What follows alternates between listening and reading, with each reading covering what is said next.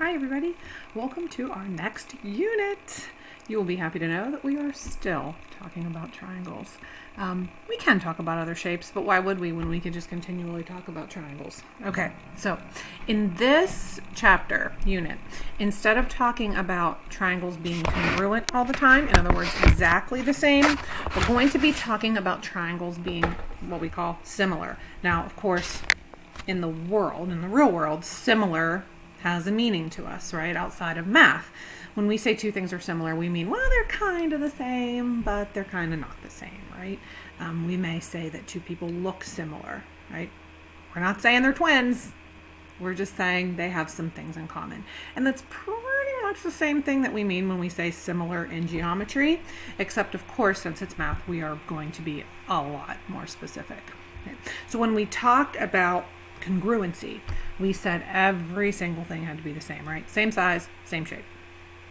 With similarity, they don't have to be exactly the same. Here's the deal. They have to be the same shape, but they can be a different size. Okay. Now, we got to get real specific about what shape means, right? Because I could draw a rectangle like this, and then a rectangle like this. And you could say, okay, well, those are both rectangles. So they're similar. And I'm going to argue with you and say they're not. Okay? And the reason I'm going to say they're not is because of this big word right here, proportion. It is all about proportion. When it comes to similarity, it's all about proportion. The shapes have to be proportional. When they're scaled up or scaled down, it has to be done proportionally. I'm going to talk a lot about what that means. You may remember the word proportion from earlier this year. It involves fractions. So look, all of the shapes on this page are what we call proportional, right? Here's what I mean by that. Let's say this triangle has sides that are 1, 2, and 2. Okay. When I scale it up or I scale it down, if this side stretches longer, let's say this side stretches to, 3. If this bottom side gets 3 times as long, guess what? These two sides get 3 times as long as well. If it's scaled down and it gets, cut in half, then these sides get cut in half as well. What wouldn't be proportional is if I said, okay, well, this bottom side doubled, but then these sides only went up by 1. That's not proportional. If it's proportional, it's going to keep the exact same shape. It's literally just going to look like we grabbed the corner and stretched it bigger or stretched it down. If you've ever put shapes and clip arts and stuff into Word or PowerPoint when you're doing projects and stuff, I'm sure you've had the experience where you try to make it bigger or smaller and you grab the wrong spot. So you stretch it real wide or you stretch it long, and then the figure looks all distorted and stuff, right? If you want to make it bigger or smaller without distorting it, you got to either grab the exact corner, or sometimes on your computer you have to hit shift, right? And when you do that, the function on the computer is actually to stretch proportionally, right? You're saying, look, if this thing was a perfect square to start with, if it was 2 by 2 to start with, then when you stretch it to be bigger, that's cool, but it better stay a perfect square, right? If it was 2 by 2 to start with and you stretch it twice as big, you're stretching it to 4 by 4. You don't want to stretch it to like 4 by 5 or 4 by 6, because then your picture's going to look funny, right? It's going to look distorted either this way or this way. So when we talk about proportionality, when we talk about same shape, that's what we mean. There's got to be this scale factor. If one side got twice as long, all the sides have to get twice as long. Otherwise, you've got a distorted shape. And that's what we're looking at down here. If you look at these triangles, this is the original, right? It's the 100%. This one is scaled down a bit. It's at 70%. This one's scaled up a bit, 120%, right? But notice the exact same shape. Okay. So what they're saying here is, if this side was 100, this side would now be 70, and this side would now be 120, right? So this went up by 20%. So if this side was, 200, it has to go up by 20% as well. So 20% of 200 is 40, so this side would now be 240, right? Notice before this was 100 and 200, now this is 100, 120 and 240. It's double still, right? We're saving the proportion. This is a really cool diagram. There's a lot of these. You might see these in a later math class. These are called fractals. It's where you take a shape and you put continuously smaller shapes of the same shape inside of it. So notice this started with one big, these are equilateral triangles, right? 60, 60, 60s. And then they took and put a bigger one in here, right? And then there's these, so there's 4 over here. Then they took this triangle here and put one in the middle, and they just keep doing that over and over and over and over and over again. But every single triangle that you see in this picture is similar to every other triangle because they're all 60, 60, 60 triangles. They're all equilaterals. They're all just scaled up or scaled down versions of each other. Okay. Now, obviously, we're not going to do this with our eyes, right? There's math involved. Okay. So, in order to talk about similarity, we've got to talk math a little bit, right? There's going to be arithmetic involved. Okay. Again, here's some pictures of similar shapes.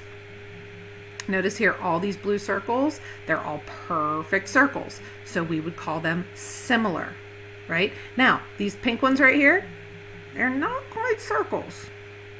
So they're not similar to these blue ones. Again, similar in math has a very, very, very specific meaning. We don't mean, they're kind of like each other. Because if we're using that word loosely, we might say that these pink shapes and these blue shapes are similar. They're not. Our mathematical version, same exact shape. This is a little more egg-shaped than this, right? These are all perfect circles. They're similar. These two have that little egg shape. They're similar. These green ones are all similar. Exact same shape. Again, these blue guys are all perfect squares. They're not similar to these rectangles. These triangles, all just scaled versions of each other. Okay? When we say similar, we mean this perfect scaling. Okay, because of that, we are going to bring in our friend, the ratio. You remember we did ratios and proportions earlier in the year. Okay, so when we talk about a ratio, we are talking about a comparison, but specifically a division.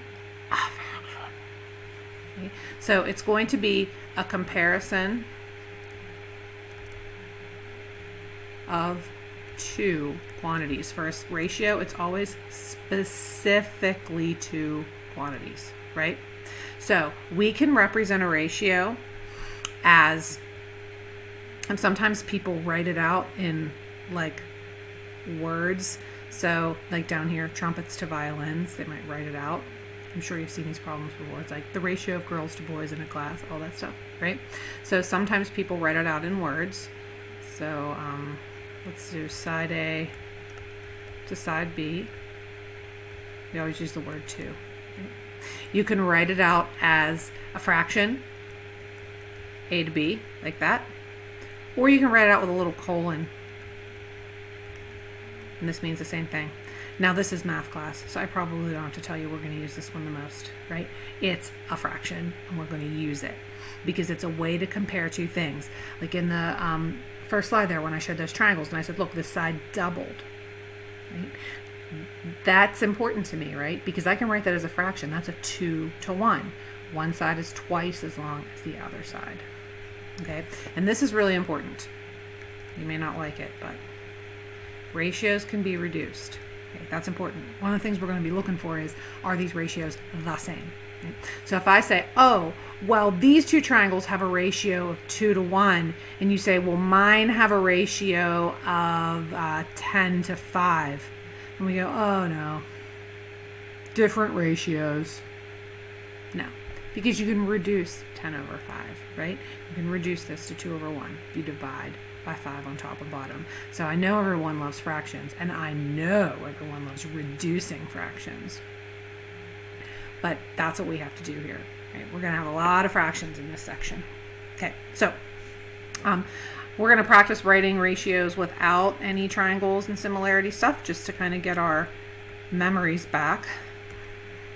So if you look over here, there's some given information that we're going to need. It says a music store has 40 trumpets, 39 clarinets, 24 violins, 51 flutes, and 16 trombones. Okay, so notice it says give it as a simplified ratio. It says give each as a simplified ratio. Again, that means reduced. All right, so trumpets to violins. So I'm going to write TV like this to remind me I want trumpets to violins. Notice they said trumpets to violins, so we're going to put trumpets on top, violins on the bottom. Trumpets to violins. So I'm going to go over here. Number of trumpets, 40. Number of violins, 24. Is that a good ratio? Yep. Is it a simplified ratio? Not so much, right? So trumpets to violins is 40 to 24, but we can absolutely reduce that. So let's see what we can do with that. We can definitely divide them by 4, right? If I do a divided by 4, then I get 10 on top and 6 on the bottom. And then I can divide those by 2 at least. So that becomes 5 and 3. I think that's as far as we can go. Right? So this is our beginning ratio, right? This is our simplified or our reduced ratio. Okay, so let's do another one. Flutes to clarinets. So flutes, there's 51. Clarinets, 39. Ugh. These don't look like numbers that can be reduced, but somehow I feel like they are. For some reason, I feel like 51 is divisible by 3. 3 goes into that once. See? Look at that. 17. So if you divide this by 3, you get 17. If you divide this by 3, you get 13. Right? Now, 17 and 13 are prime numbers, so I know that isn't reducible. So listen, I'm going to tell you a secret. In case you didn't just notice, I'm not so great at reducing fractions. If you have like a scientific calculator at home, I'm sure you have a button that says like, it's different on every calculator, and if you want me to look at yours, you can send me a picture of it. But usually there's a button that looks something like this. It has like something like that. This means fraction to decimal, decimal to fraction. So in your calculator, and you type in 0.5, and you hit this button, and then hit enter. Sometimes you have to hit enter, sometimes you don't. It depends on your calculator, but mess around with it. If you hit this button, it will like give back a 1/2 to you. Okay. So I use this to cheat reduce fractions all the time. So what I'll do is I'll go into my calculator and I'll type 40 over 24 and hit enter, right? And I get a decimal, so 5/3 is 1.6 repeating. So my calculator gives me this big long decimal, right? And then usually it rounds and puts a 7 at the end, but we know better. That's a repeating decimal. Okay. So I go, oh great, so this is like a decimal, but that's not what I needed. If you then hit your fraction decimal button, when it returns it to you as a fraction, it automatically gives it to you in reduced form. So it's a little cheater way to reduce fractions. I've always been kind of terrible at reducing fractions and figuring out the biggest number you can divide into both of them, so I always end up doing like smaller numbers just to make sure I'm not messing up.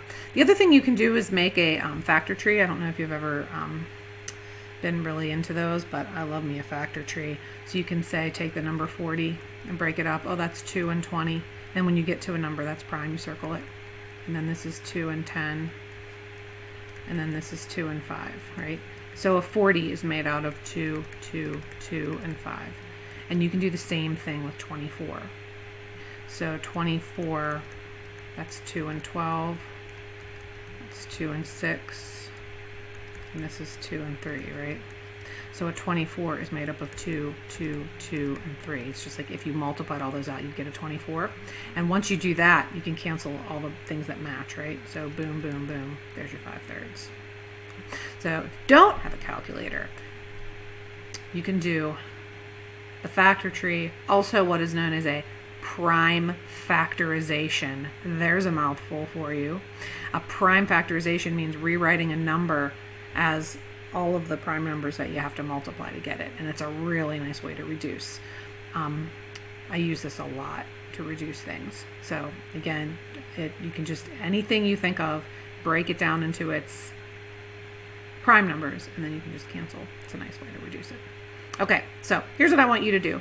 I want you to try the next two and give me your answers in the question thingies there. Okay, have at it. Okay, let's go over them real quick, see if you got them, okay? All right, so number 3 says trombones to trumpets. T over T, I'm going to do TB for trombone and TP for trumpet. Okay, so trombones 16, trumpet is 40. Oh, you know that's reducible. All right, so those are both divisible by 4, right? Yep.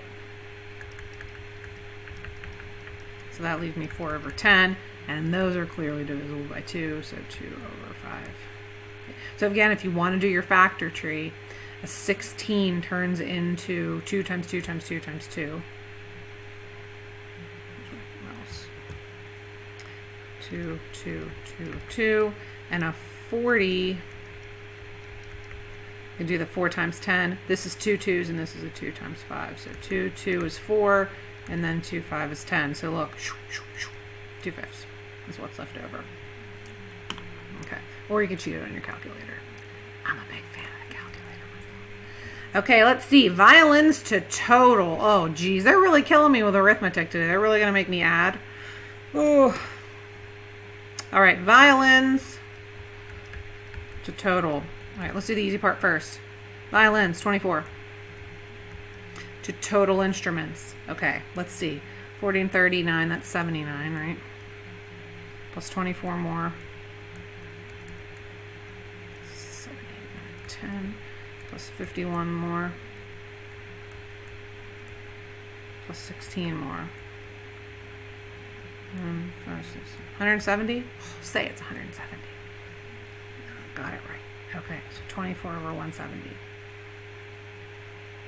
Reduce it. Okay, so this is a right answer, but it's not simplified. So let's see, those are at least divisible by 2. So if we cut them in half, 12, 85. What do you think? Divisible by 3, maybe? No.